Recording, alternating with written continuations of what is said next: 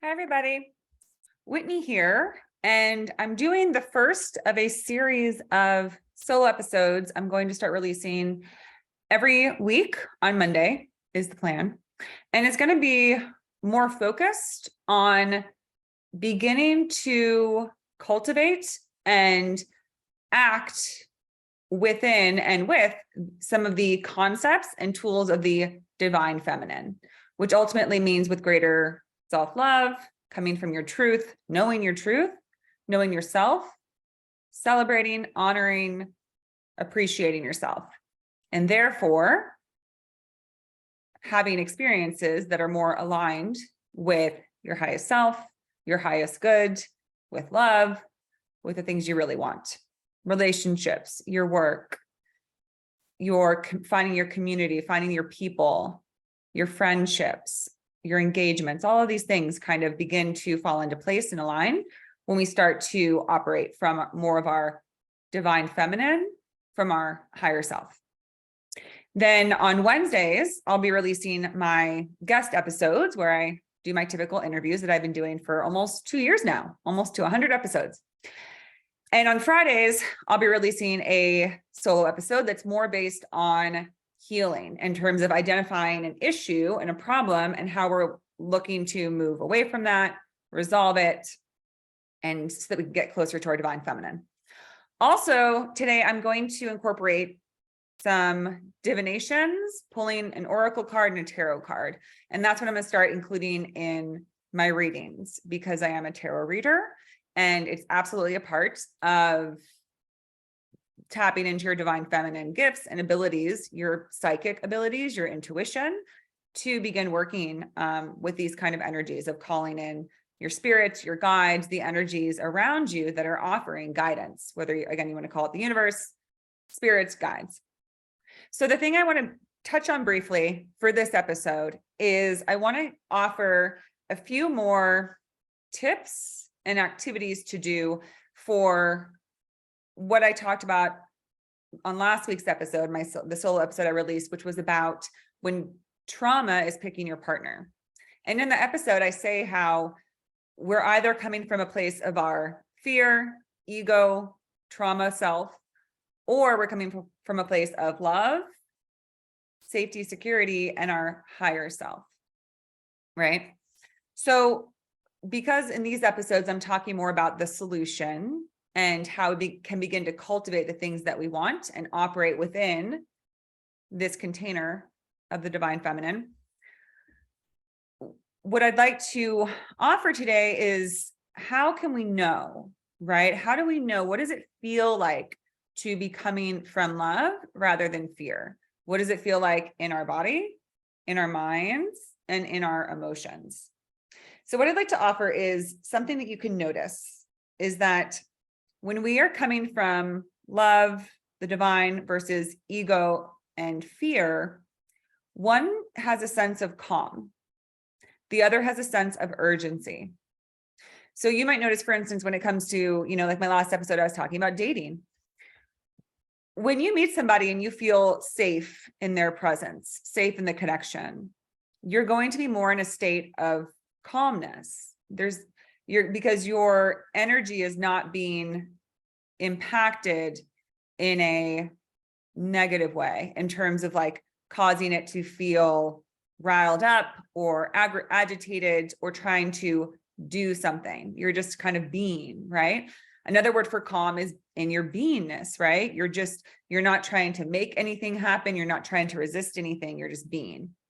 So you can notice that if you have met somebody and when you're around them, you feel very calm, you feel at ease, you don't feel this sort of agitation, anxiety that comes from not feeling safe, confident, at peace.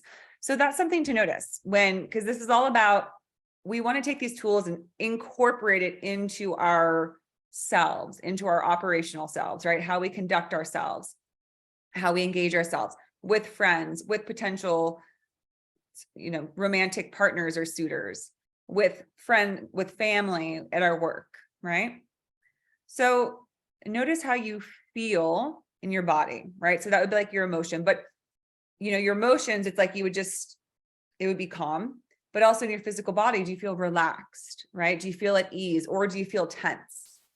I know for me, when I'm starting to date someone and I know I can realize now it probably wasn't a match. At time, it feels like I'm just figuring it out, but I often feel like this sense of like, again, urgency, like, I need to do something about this. I need to make sure that they're, do I still have their attention? Do I still have, their interest in me? And it feels active, right? It feels like I have to like actively do something rather than just be able to be in their presence and not have to do anything, which is a big indication of whether or not it's a soul connection, because the soul never has to do anything. It just needs to be. And when you're in the presence of someone that's a potential soulmate, you're going to be able to just be with them and not feel this sense of like posturing, or they call it pretzeling, right? Where you're trying to like kind of contort yourself and twist yourself so that you're interesting and fun and engaging and attractive. And it's exhausting, right? But it's amazing how quickly you can get caught in it, right? Like it starts really small, right? Like just trying to think of like a clever thing to say, or like offer a fun idea for something to do, like just feeling like you have to like give and present in order to keep something. A analogy I love is be like the tree, because with the tree, the birds come and they go, and the tree feels no differently. So it's the idea that when something comes, it'll stay if it wants to, right? If it aligns with you, if it feels good with you and you feel good with it, it'll stay, right? The other well-known phrase is, if you love something, let it go. And if it comes back to you, it's yours. And if it doesn't, it never was. The things that leave us are never meant for us. And that could be really challenging in dating, because it gets to our ego, right? And we think, why? They shouldn't have left. They shouldn't have stopped calling me. They shouldn't have lost interest. They shouldn't have. That is our ego. Our soul will absolutely never, ever have any problem with anything leaving us, because it knows anything that leaves us is not for us. Our ego mind, our fearful mind, our trauma-based mind will say, this is because of you. If you were more of this or more of that, then they wouldn't have left. It's just not true. Another thing to remember is that when people leave our lives, I encourage people to follow their intuition, but you also have to trust that other people are listening to their intuition, even if they're not doing it consciously, right? If somebody ghosts you or disappears, somewhere in there, it was their instinct and intuition telling them this isn't beneficial to either of us. They may not have thought that consciously, but at a soul level, we know when something is not aligned with our path, when our paths come together, sometimes very briefly, and then part. It's when we try to hang on to something that it gets a lot of friction and a lot of turbulence, because we're trying to control something that knows energetically that it's not meant to be. So back to the principles, back to the tips you can use is see how you feel in your body. See what's going on in your mind. Are you calm? Are you thinking like, what should I say next? I need to ask them something. Why aren't they asking me anything? Are they going to try and like be affectionate with me? When we're feeling really needy, that's an indication that we're in more of our trauma, right? That we're in more of that space of lack and insecurity and questioning ourselves, feeling like we need certain things to happen to get the okay, to feel. And I'm not talking about like, we want to feel safe in someone's presence, and we can be in our power, in our seat of our soul, in our divine feminine self, and say, do I feel inspired by this person? Do I feel comfortable with this person? But it's more when you're making check marks about what they are or are not doing, that you feel determine what you feel about yourself, right? Okay, well, he hasn't really asked me anything about myself, or he hasn't really made a gesture to be physically affectionate, touching me. Is he not interested? Am I not attractive enough? Did I do my hair right? Did I wear the right thing, right? So check in. What's going on mentally? What's going on physically? Do you feel anxious or do you feel relaxed? What's going on emotionally? Do you feel calm? Like you can't really even identify a feeling because it's just peaceful in there. Or do you feel nervous? And I keep doing this. So it's like, I guess the best word is like an urgency, right? When we're like, I need to say something, I need to do something, I need to shift this situation. But again, the truth is that you can never mess up anything that's meant for you. So you could meet somebody for the first time and just kind of sit there and be very relaxed and, quiet perhaps. And if they're the right person, eventually the energy will get to a place where there will be more interaction. But so often we feel like we have to escalate and expedite things, right? That's why a lot of people like to drink on their first dates. It kind of lubricates the situation, makes you feel like there's, you're more relaxed, more loose, more, intimate and talking about fun stuff. But if you've ever tried to kind of date sober and do date sober, you'll see that it takes longer, but it's more organic. It feels more natural, the pace of the conversation and the connection when you're sober. I've done both. Dating while drinking, dating while not drinking.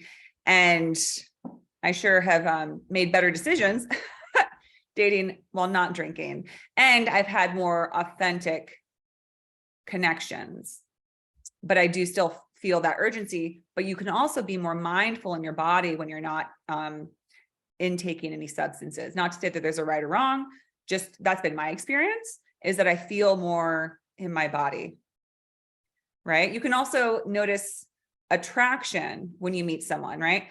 Because there's a difference between wanting someone to be attracted to you and there being a mutual attraction,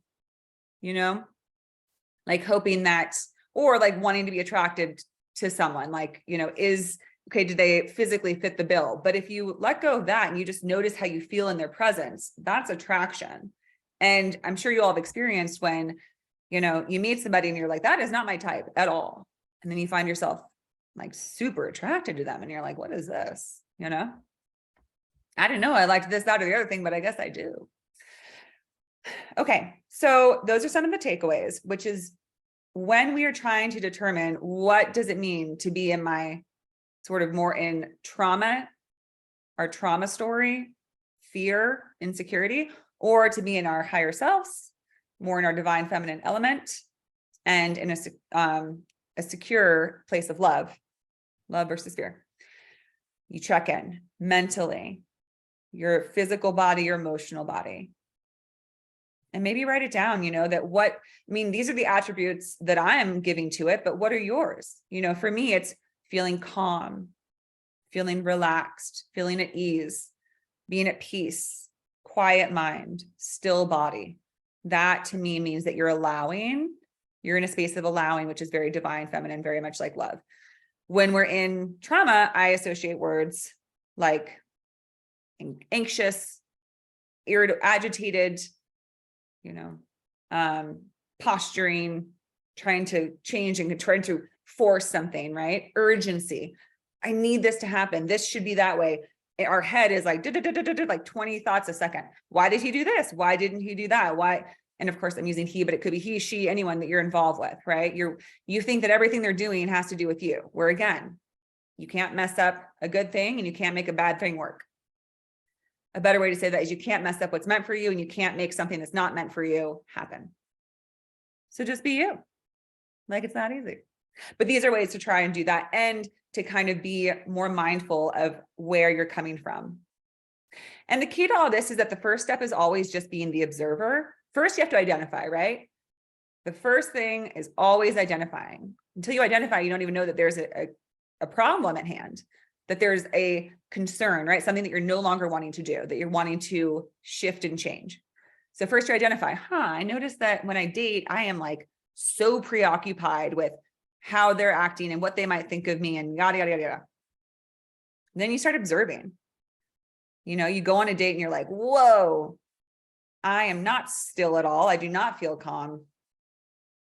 Just asking yourself that. So I hope that that's helpful in helping you get closer to these steps of being more present in your divine feminine and using these on a daily basis.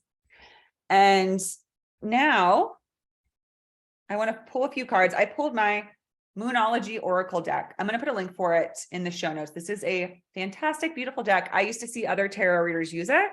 And so I bought it when I found it at a shop because I thought, oh, has got to belong to me. Beautiful deck. And in the spirit of, there was a new moon last night. I'm filming this on Friday, the 21st, but on 4/20, there was a new moon and there was a solar eclipse.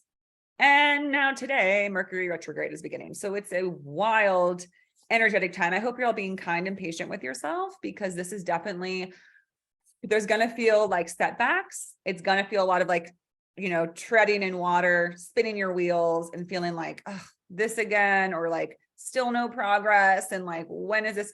Just take some time, kind of let it roll. Just let it roll right through this season.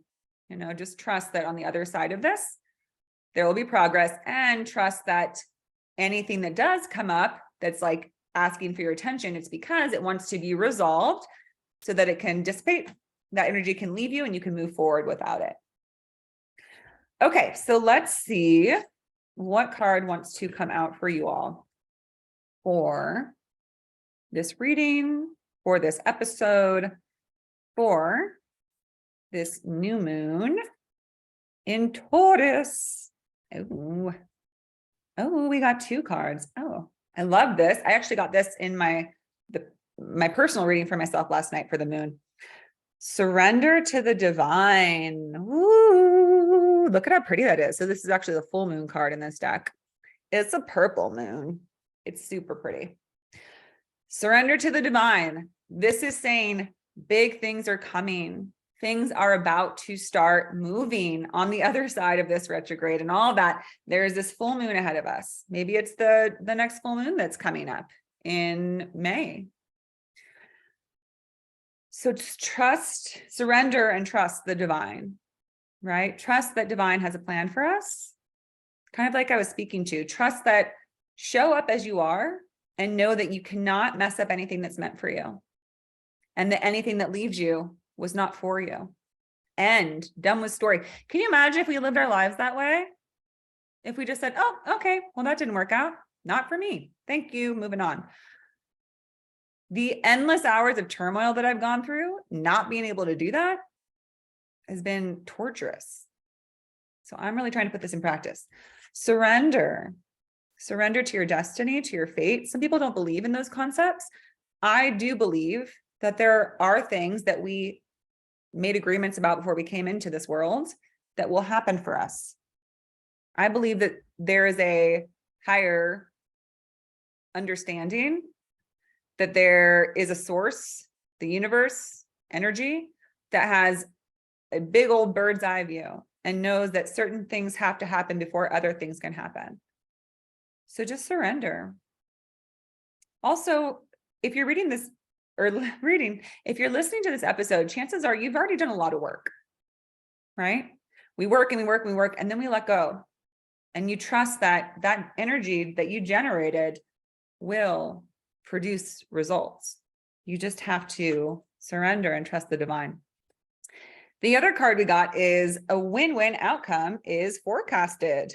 Beautiful. This is the full moon in Libra, which is that what's coming up? Are we 6 months from October? November, December, January, February, March, April. I think we just had a full moon in Libra, didn't we? Yeah, we did. We did. So this is still the energy coming from that.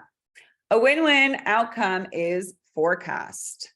So that means that along with this, like everybody's going to benefit, right? That to me, that this Libra is a lot about balance and considering others. So it's like, what's going to benefit you is going to benefit others. What's going to happen in one situation is going to end up working out for you too. So again, surrendering to the divine and trusting that, you know, the things that you're doing right now that you may be questioning, you may be unsure about, it's going to work out just as it's supposed to for the benefit of all, for your highest good and the highest good of another, right? So if this message is probably particularly for anyone who's maybe having a situation where they're like, how is this going to unfold? What's going to happen? And it's just trusting that it's going to work out just fine. And it's going to be a win-win for everybody. I hope this was helpful. I hope you have a beautiful day, and please leave any comments or send me an email at whitney@womenawaken.com. If there's any topics you'd like me to hit on. I'm going to continue kind of doing this series around connecting with your divine feminine, those attributes, and putting them into play in your day-to-day life. Take care. Bye.